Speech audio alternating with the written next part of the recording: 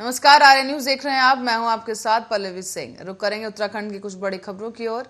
Nainital Congress SC विभाग के जिलाध्यक्ष ने केंद्र की मोदी सरकार पर फिर से हमला बोला है। उन्होंने कहा कि मोदी सरकार की अग्निपथ योजना न केवल युवाओं के भविष्य से बल्कि देश की सुरक्षा और सेना के सम्मान के साथ खिलवाड़ करती है। इसी तरह की गलतियां नरेंद्र मोदी सरकार ने किसान बिलों के समय भी की थी, लेकिन बाद में भारी विरोध के बाद मोदी सरकार को किसान बिल वापस लेने पड़े थे। इसी तरह से अब अग्निपथ योजना भी वापस लेनी ही होगी।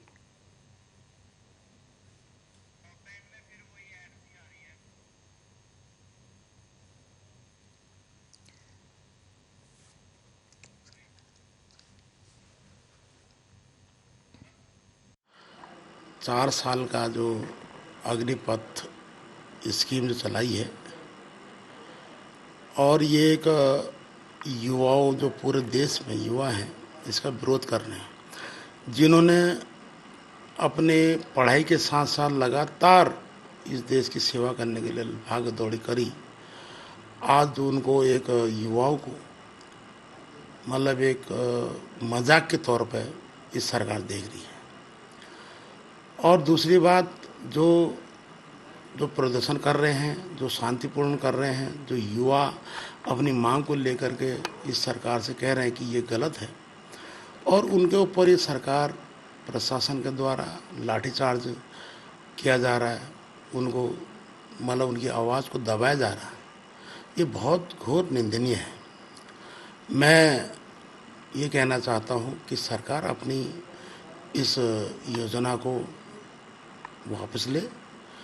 और इस सरकार से एक चीज़ कहना चाहता हूँ, 2020 में जैसे कि किसान आंदोलन हुआ था, जब तक 600 से ऊपर लोग मरे नहीं तब तक इनने अपना दो काले कानून, जो 3 कानून बिल था, वापस किया, जनता के हित के लिए करा। जब पहले जनता के हित के लिए तुम ऐसा कानून ला रहे हो तो फिर वापस क्यों कर रहे हो? तो इसी तरीके से आज युवा हर कोने से सड़क पर उतरने को राजी है। उनको लग रहा है कि हमारे साथ मजाक किया जा रहा है, और ये बहुत निंदनीय है।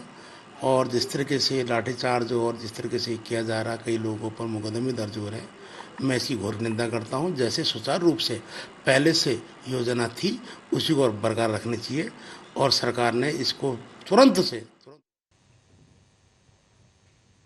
और केंद्र सरकार की सेना में भर्ती होने वाले युवाओं के लिए अग्निपथ योजना की घोषणा के बाद से जहां पूरे देश में युवा इस अग्निपथ योजना का विरोध कर रहे हैं, हिंसक प्रदर्शन कर रहे हैं, तो वहीं दूसरी तरफ उत्तराखंड में भी कई जिलों में युवाओं ने अपना विरोध प्रदर्शन करना शुरू कर दिया है।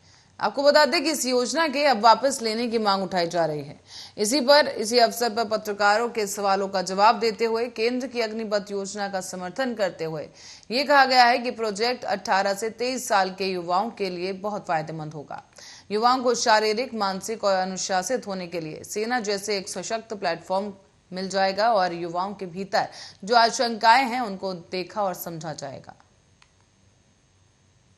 जो भी लोग विरोध कर रहे हैं उनको अभी अग्निपथ के बारे में जानकारी कम है, और मैं कह सकता हूं कि देश के युवाओं के लिए, उत्तराखंड के युवाओं के लिए ये स्कीम बहुत अच्छी है, और धीरे धीरे अब युवाओं के समझ में आ गया है कि हमारे लिए बहुत अच्छी स्कीम है। क्या समझाने के लिए, क्या युवाओं को समझाने के लिए कोई अभियान चलाएंगे? देखिए, हम लोग जितने भी युवा चाहे उत्तराखंड में है, हम प्रत्येक जिलों में युवाओं को ये समझाएंगे कि तुम्हारे हित के लिए है, ये देश के हित के लिए है। में देशभक्ति का जज्बा है, वो देशभक्त बनना चाहेगा, उसको ऐसा परिवेश मिलेगा। ये कौन लोग हैं जो देशभक्ति का विरोध कर रहे हैं? इनको पता ही नहीं है। सेना के जितने अभी भर्ती होना है, वो भर्ती पर कोई प्रतिबंध नहीं है, वो भर्ती तो रेगुलर उसमें होनी है। लेकिन 2 साल से सेना की भर्ती नहीं हुई थी, सेना ने भी अपनी भर्ती खोल दी है। लेकिन ये जो 4 वर्ष का है अग्निवीर, ऐसे वीर जिनमें देशभक्ति का जज्बा हो और जो किसी भी क्षेत्र में देश के लिए समर्पण करके आगे बढ़ सकते हैं, और उनको विभिन्न फोर्सेज में प्राथमिकता भी मिलेगी। मुझे लगता है बहुत ही किसी भी देश के लिए कोई भी देश करता है, अपने नौजवानों में देशभक्ति का जज्बा पैदा करता है। ये विरोध करने वाले लोग कौन हैं? इनको समझना चाहिए। इनको देशभक्त, जिनको देशभक्त देश से कोई लेना देना नहीं है, वो गुमराह करने की कोशिश करते हैं। और इसलिए ये मैं सब नौजवानों से अपील करूंगा कि इस ढंग की जो अग्निवीर की योजना है वो उसमें सम्मिलित हों और अपने बेहतर भविष्य को बढ़ाएं, चुनें और आगे बढ़ें। और उत्तराखंड में शनिवार को पहाड़ से लेकर मैदान तक बारिश का दौर जारी रहने का अनुमान लगाया गया है। यहाँ आपको बता दें कि केदारनाथ, बद्रीनाथ और हेमकुंड की चोटियों में हल्की बर्फबारी से धाम में अब कड़ाके की सर्दी भी शुरू हो गई है। अगले 4 दिन मौसम ऐसा ही बना रह सकता है और बारिश से उत्तरकाशी में भूस्खलन और धरासू जोगद मार्ग बंद हो गया है। इसी के कारण कई गांव अलग थलग पड़ गए हैं और अब मसूरी में भी बारिश के कारण पर्यटक होटलों में कैद होकर रह गए हैं। हालांकि 3 बजे के बाद बारिश बंद होने से पर्यटकों ने मौसम का लुत्फ उठाया और ऋषिकेश में हरिद्वार रोड यात्रा बस अड्डा मार्ग पर जलभराव से लोगों को परेशानी भी उठानी पड़ी। आपको ये भी बता दें कि हरिद्वार में भी जगह जगह पानी भर चुका है। पौड़ी में बारिश को देखते हुए डीएम ने अफसरों को अलर्ट पर रहने के निर्देश दिए, जबकि टिहरी में जिलाधिकारी ने आपातकालीन स्थिति के लिए हेल्पलाइन नंबर जारी कर दिया है। केदारनाथ में भी दोपहर के बाद ऊंची चोटियों में हल्का हिमपात शुरू हो गया और 22 जून तक बारिश का दौर जारी रहेगा। हालांकि आपको बता दें कि अब तक मानसून के आगमन की घोषणा नहीं की गई है।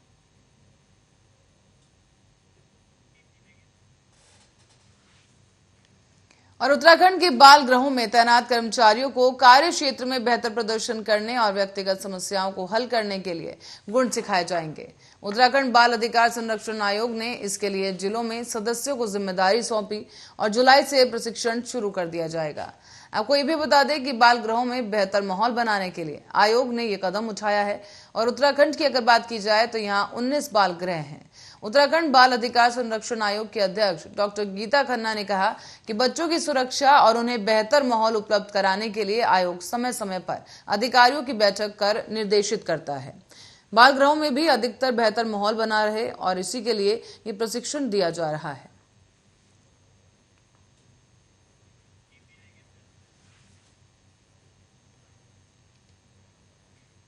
और मोदी सरकार की अग्निपथ योजना का पूरे देश में विरोध हो रहा है। जहां 2 दिन पहले हल्द्वानी में भी प्रदर्शन कर रहे युवाओं पर जिस तरह से पुलिस ने लाठीचार्ज किया, उसके विरोध में आज हल्द्वानी के पंत पार्क में कांग्रेस ने उपवास रखा है। उपवास कार्यक्रम में कांग्रेस प्रदेश अध्यक्ष, नेता प्रतिपक्ष और विधायक समेत कई नेता मौजूद रहे। उन्होंने केंद्र सरकार पर युवाओं के भविष्य के साथ खिलवाड़ करने का आरोप लगाया और कांग्रेस ने युवाओं पर लाठीचार्ज करने वाले दोषियों पर कड़ी कार्रवाई की मांग उठाई है। देखिए, केंद्र सरकार देश के युवाओं के साथ, उनके भविष्य के साथ खिलवाड़ कर रही है। एक छल है, धोखा है। और जिससे अग्निपथ को लेकर हमारे युवाओं ने हल्द्वानी में हो, नैनीताल में हो, पिथौरागढ़ में हो, टिहरी में हो, पौड़ी में हो और पूरे देश भर में शांतिपूर्ण तरीके से प्रदर्शन किया और पुलिस प्रशासन द्वारा सरकार की सह पर उन पर हमला होता है, उनको लाठीचार्ज किया जाता है, बर्बरतापूर्वक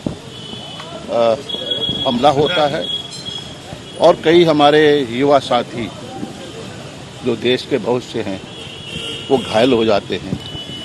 और उसी को लेकर कांग्रेस ने हमने युवाओं से भी कहा है, अपने साथियों से कहा, जो एक केंद्र सरकार द्वारा 4 साल का जो अग्निपथ स्कीम जो चलाई है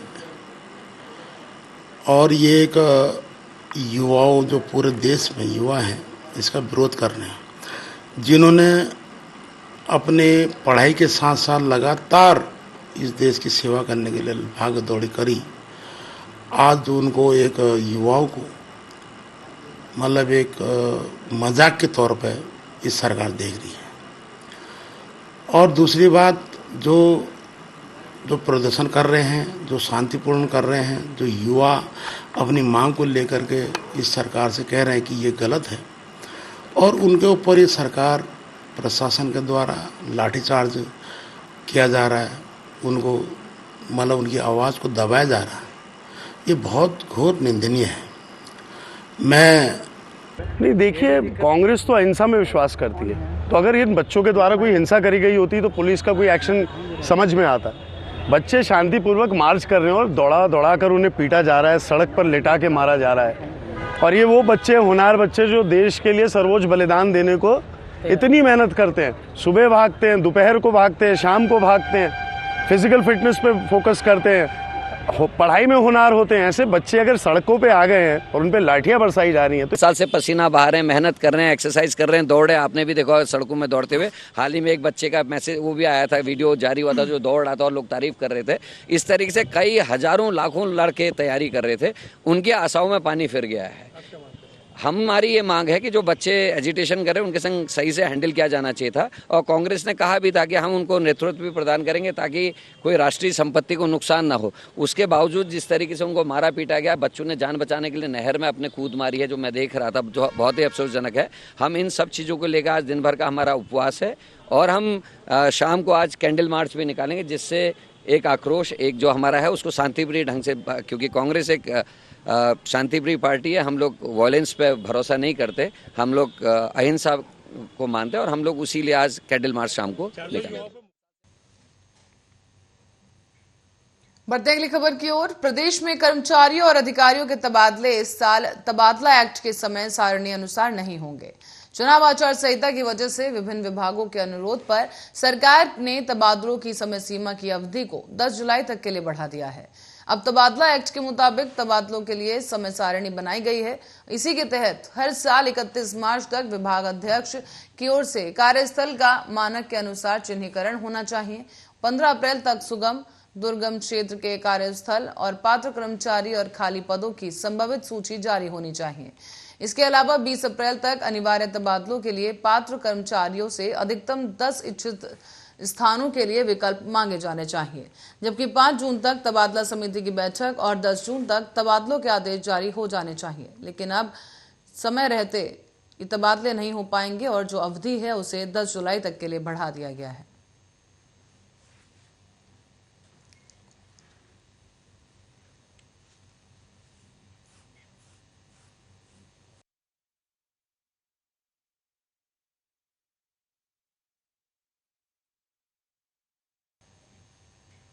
और इस बीच कानपुर देहात में अग्निपथ योजना का युवाओं द्वारा विरोध किए जाने को लेकर जिला प्रशासन ने पुलिस को अलर्ट कर दिया है। जिले के डीएम और एसपी ने झिझक रेलवे स्टेशन का दौरा किया और इस दौरान सुरक्षा को लेकर निरीक्षण किया गया है। सुरक्षा व्यवस्था में लगे पुलिस कर्मियों को आवश्यक दिशा निर्देश भी दिए गए।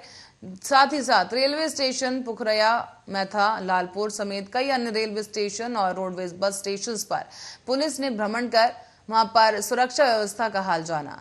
शांति व्यवस्था बनाए रखने के लिए जिले के पुलिस युवाओं समेत कोचिंग सेंटर और दुकानों पर जाकर छात्र और युवाओं को जागरूक भी कर रहे हैं। अग्निपथ योजना को लेकर भ्रांतियां और अफवाहों को लेकर पुलिस अधिकारी बैठक कर रहे हैं और लोगों को जागरूक किया जा रहा है। ड्रोन के माध्यम से संदिग्ध इलाकों में पुलिस निगरानी करने में भी जुटी है। आधार पे, क्योंकि कई अन्य जनपदों में सूचनाएं आई हैं कि रेलवे स्टेशन पे कुछ भीड़भाड़ हुई है, तो हमने एक आकस्मिक कार्यक्रम बनाया और रेलवे स्टेशन झिंझक का भी साथ ही साथ सुरक्षा को लेकर निरीक्षण किया, लोगों को यहाँ पे प्रॉपर्ली ब्रीफ किया। अब हम लोग झिंझक के अलावा हमने सुबह हमारी टीमों ने पोखराया और लालपुर इत्यादि स्टेशनों पे चेकिंग की। अब हम इसके बाद मैथा रेलवे स्टेशन भी जाएंगे और उसके बाद शिवली कस्बे में भी हम लोग जो हमारी ऑलरेडी ड्यूटीज़ लगी हुई है उसको निरीक्षण करेंगे। और यूपी बोर्ड 2022 का परिणाम सोनभद्र में भी बेटियों के नाम रहा। हाई स्कूल का रिजल्ट आउट हुआ और रिजल्ट में ममता कुमारी नाम की छात्रा ने 92.5 अंक प्राप्त किए हैं और इसी के साथ ही सोनभद्र में उन्होंने पहला स्थान हासिल किया। इंटरमीडिएट में अनपारा की खुशी केसरी 90.8% अंक पाकर जिले में टॉप की। इससे साथ ही माता पिता और स्कूल और अध्यापक समेत उन्होंने इस क्षेत्र के लोगों में भी खुशी का माहौल बन गया है। अब नजर आया है, आपको बताते चलें कि संबंधियों द्वारा एक दूसरे का मुंह मीठा कराकर बधाई देने का सिलसिला चला। हाई स्कूल में जिला टॉप करने वाली ममता कुमारी चंद्रगुप्त मौर्य इंटरमीडिएट कॉलेज मधुपुर की छात्रा हैं। इस मौके पर कॉलेज के प्रिंसिपल दयाशंकर सिंह कुशवाहा समेत विद्यालय की पूरी टीम पहुंचकर ममता को बधाई देने में जुटी नजर आई। आपको बता दें कि इस दौरान उनके पिताजी बेहद ही गरीब किसान हैं और इंटरमीडिएट में जिले में प्रथम स्थान पाने वाली खुशी ने कहा कि भविष्य में वो वैज्ञानिक बनना चाहती हैं। इसी के लिए सभी गुरुजनों समेत माता पिता और भाई बंधुओं समेत सरकार की मदद चाहती हैं। खुशी यहाँ पर डॉक्टर अंबेडकर सरस्वती विद्या मंदिर इंटर कॉलेज अनपारा की छात्रा है। तो मैंने इस साल जो भी बच्चे बोर्ड का एग्जाम दिए हैं कक्षा 10वीं की, मैं सभी बच्चों को सबसे पहले उनको हार्दिक बधाई और अभिनंदन देता हूं, उनका स्वागत करता हूं को, और कि अपना जो भी पहला स्टेप अचीव किए हैं और आगे के लिए वो अगर ये बच्ची जिला टॉप की है तो हम ये चाहेंगे कि इससे सर्टिफाइड ना हो, किसी से संतुष्ट हो जाना है। आगे के लिए इसका जो एम हो उसको प्रेरित देखकर अपने आप को प्रेरित करते रहना है और हमेशा आगे क्या करना है, ये पहली इसका जो भी पहला अचीव अपने जिला टॉप करके प्राप्त किया है, इतने से इसको सर्टिफाई नहीं हो जाना चाहिए कि हम संतुष्ट हो जाएं। इसको आगे हमेशा पढ़ते रहना चाहिए और अच्छे से। अच्छा, इसके बैच के और जो छात्राएं हैं उनके लिए आप क्या कहेंगे? सर, मैं उन बच्चों के लिए भी यही प्रे करूंगा कि वो भी अच्छे से पढ़ें और वो भी बहुत अच्छे 90+ बच्चे, उसमें से भी इनके क्लास के बच्चे 3 बच्चे हैं जो 90+ से। बहुत खुशी है। हमको तो इतना खुशी है कि बहुत भाग हुआ आप लोग का, इसी बहाने दर्शन हो गया, नहीं तो हम कर पाते। अरे हम लोगों का दर्शन छोड़िए, मतलब बच्ची के लिए क्या कहेंगे आप, उसके मनोबल को आगे बढ़ाने के लिए? और क्या अब हम क्या कर सकते हैं, गरीब आदमी जहाँ तक हमारा हिम्मत करेगा करेंगे, नहीं तो फिर सरकार अगर मदद देगी तो ठीक बात, नहीं तो फिर हम तो गरीब है ही है। नहीं, ऐसे मन नहीं गिराते हैं भाई, ऐसे मन नहीं गिराते हैं। आपके बच्चे के गुरुजन स्टाफ भी कह रहे हैं आगे पढ़ाने के लिए, आप ऐसे अभी कहने लगे कि कह रहे हैं कि अब अगर आप लोग का आशीर्वाद होगा तो हमारी बच्ची कुछ भी बन सकती है। जी। और हमारा तो जहाँ तक कोशिश है हम करेंगे। मैं इस बालिका और इनके माता पिता को बहुत बहुत हार्दिक बधाई और धन्यवाद देता हूँ तथा विद्यालय में हमारा टॉप करने में, हमारे विद्यालय क्षेत्र और हमारे समय में टॉप करने में जो जिससे नाम हम लोगों का आगे बढ़ा है, इसके लिए बहुत बहुत धन्यवाद देंगे इस बालिका को। और साथ में एक आशीर्वाद भी है कि अगर बालिका हमारे विद्यालय में पढ़ती है तो जो भी सहयोग होगा इसको हम प्रदान करेंगे विद्यालय की तरफ से। बहुत बहुत बधाई देता हूँ बालिका को, इनके माता पिता को बहुत बहुत धन्यवाद। और इस बीच रुक करेंगे अगली खबर का। हल्द्वानी में महानगर में बड़े पैमाने पर सरकारी नजूल भूमि खाली करानी पड़ी है। इस बीच आपको बता दें कि एक लंबे समय से कब्जा और अतिक्रमण की शिकायत यहां मिल रही है और सरकारी विभागों की जमीन भी भूमाफियाओं की नजर से बची नहीं। कुछ जगहों पर सरकारी अधिकारियों ने भी अस्थायी अतिक्रमण किया हुआ है और अब मुख्यमंत्री के निर्देश पर प्रशासन ने सरकारी जमीन को चिन्हित करना शुरू कर दिया है। हल्द्वानी में कमिश्नर दीपक रावत ने अब शहर के कई सरकारी नजूल जमीनों का निरीक्षण किया। इस दौरान उन्होंने सिटी मजिस्ट्रेट, एसडीएम और मुख्य नगर आयुक्त को निर्देश दिए हैं कि सरकारी जमीन पर कब्जा करने वालों के खिलाफ कार्रवाई की जाए। साथ ही उन्होंने ये भी कहा कि वो सुनिश्चित करने की कोशिश करें कि आगे सरकारी जमीनों पर अतिक्रमण न होने पाए।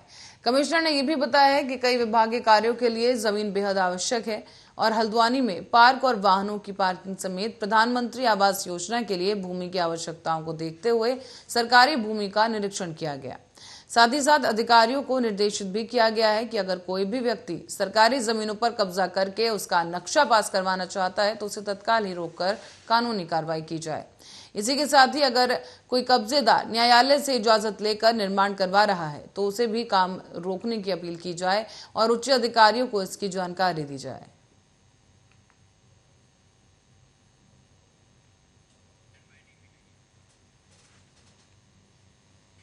और अब खबर आजमगढ़ से है, जहां लोकसभा के उपचुनाव के लिए भारतीय जनता पार्टी के नेता और सीएम मुख्यमंत्री योगी आदित्यनाथ चक्रपानपुर में जनसभा करने पहुंचे। इस दौरान सीएम योगी ने समाजवादी पार्टी पर निशाना साधा, कहा कि समाजवादी पार्टी सरकार धोखा देती है और उन्होंने आगे ये कहा कि जब आजमगढ़ को सहारे की जरूरत थी तो मझधार में छोड़कर गायब हो गए। आगे उन्होंने कहा है कि जिसे आप चुनते थे वो विकास तो नहीं कर पाए और आपके सामने पहचान का संकट भी खड़ा कर दिया। जब फिर सहारा देने की जरूरत थी तो आजमगढ़ को मझधार में छोड़कर भाग के गायब हो गए। समाजवादी पार्टी की प्रवृत्ति ही धोखा देने वाली है।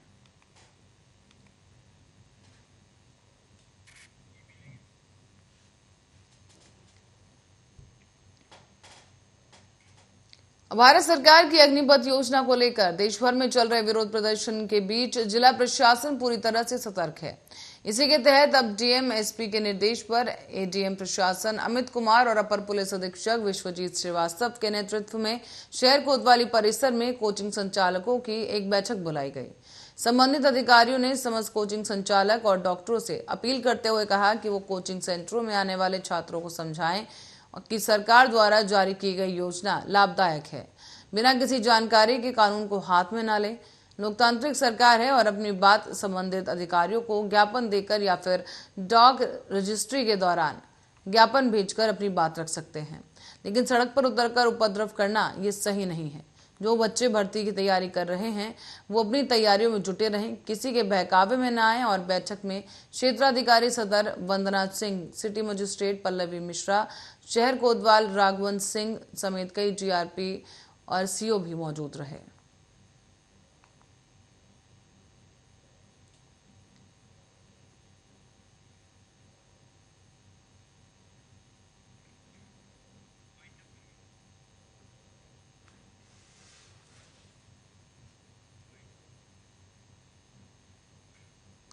और इसी खबर के साथ ही बुलेटिन में फिलहाल के लिए इतना ही। बने रहे हमारे साथ, देखते रहे आरएन न्यूज।